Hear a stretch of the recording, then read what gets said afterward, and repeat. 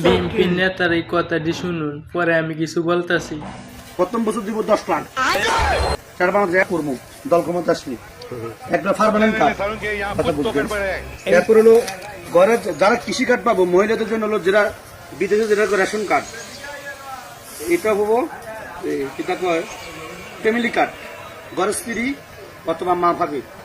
Family card হলো 2500 টাকা চাল ডাল এনে ধরুন বিভিন্নভাবে বিক্ষিপ্ত দানা, এটা দেওয়া বন্ধ হয়ে যাবো। একসাথে একটা কার্ড দিব, ফ্যামিলি কার্ড। প্রথম বছর দিব 10 লাখ, সারা বাংলাদেশ একরকম। এটাকে সারা বাংলাদেশে প্রায় 3,81,00,000 পরিবার আছে, বা 4 কোটির কাছাকাছি। এই 4 কোটি পরিবারের এই কার্ডটা দিবে, সবাইকে সিস্টেম আওতা আনবে। এই ধরনের কেউ এটা বয়স্ক ভাতা কিছুই দরকার হবে না, একটা কার্ড পেলে। আমি চিন্তা করতেছি দেশে যামুগা, এই 10 লাখ টিয়া ফ্যামিলি কার্ড পাইলে আর বিদেশ করে করুম কি? আমি এখনই ব্যাগ গুছামু, টিকিট কাটমু আর দেশে চলে যাব। সকল প্রবাসীদেরকে বলতেছি, আপনারা বিদেশ অত পরিশ্রম না করে দেশে চলে যান। এই 10 লাখ টিয়া মনে করেন ফ্যামিলি কার্ড দিতেছে, আমরা এই 10 লাখ টিয়া দিয়ে বই হইতে গাই যারা।